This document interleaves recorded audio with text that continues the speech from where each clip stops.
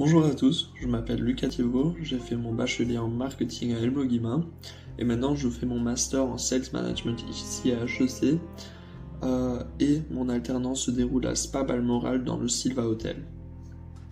Aujourd'hui, cette présentation consiste à vous montrer le développement de mes soft skills comparé au début et à la fin du premier quadrimestre et aussi la relation entre le cours et l'alternance.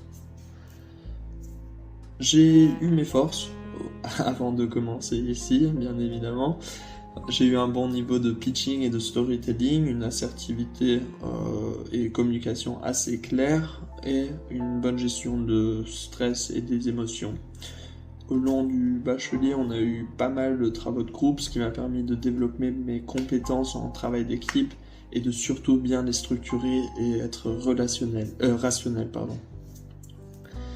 J'ai eu mes faiblesses aussi, donc j'ai bien sous-estimé l'écoute active. J'ai eu une communication non verbale très neutre et peu de pratique en prospection et cold calling. Dès que le sujet ne m'intéresse plus trop en réunion, je tente à ne plus participer ou à déraper avec mes pensées, ce qui n'est pas optimal. Durant le cours de négociation, on a eu 11 points qu'on a abordés, mais il y en a eu 3 qui m'ont particulièrement marqué. Une fois la prospection, parce que j'ai directement pu mettre en pratique ce qu'on a appris en cours dans mon alternance, car je fais du cold calling. On a eu l'entretien de vente qui m'a bien marqué, qui est quand même assez en relation avec la prospection, mais surtout le point principal de cette présentation aussi, c'est l'écoute active. Ça m'a particulièrement marqué parce que j'ai jamais fait attention et de bien écouter l'autre sans déjà penser à la chose qu'on va dire en prochain, c'est essentiel. Donc au sein de l'équipe, on a eu un désaccord stratégique. On est un hôtel qui fait du B2B aussi, donc on prospecte quand même pas mal des entreprises. Et là, on ne savait pas quel marché cibler en prochain, ou bien la partie germanophone, ou bien la partie allemande.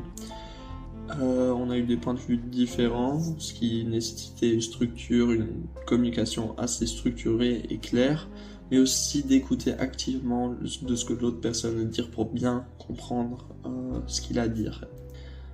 Donc avant le cours, j'aurais été frustré, j'aurais pas bien compris le point de vue des autres et j'aurais pas dédié 100% de mon énergie à cette prospection parce que je ne comprendrais pas très bien pourquoi on fait ce marché-là et pas l'autre. Après le cours, j'ai bien écouté mes collègues, j'ai bien compris leur point de vue et après avoir fait ça, j'ai reformulé ce qu'ils ont dit pour voir si on est sur la même longueur d'onde. Puis j'ai pitché mes idées pour me faire comprendre au sein de l'équipe ce qui a bien marché. Au final, on a trouvé un accord commun, c'est de dédier 70% de notre temps à la partie germanophone et puis 30% à la partie allemande.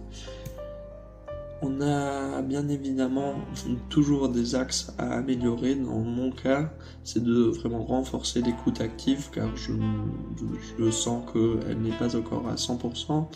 Une amélioration au niveau de la communication non verbale car je suis souvent très neutre et être plus actif en réunion. Même si ça ne me concerne pas, je suis quand même capable d'amener des nouvelles idées et peut-être d'aider mes collègues. Donc comment est-ce que je vais faire ça ? Premièrement avec un feedback de mes collègues, donc parler des réunions, parler de comment ça s'est passé et comment améliorer nos compétences de soft skills personnelles, une auto-évaluation et une observation du fil de temps, voir si ça s'améliore ou pas. Donc cette présentation m'a vraiment aidé au niveau personnel, m'a vraiment aidé de voir que ce n'est pas seulement les hard skills qui comptent, mais aussi les soft skills.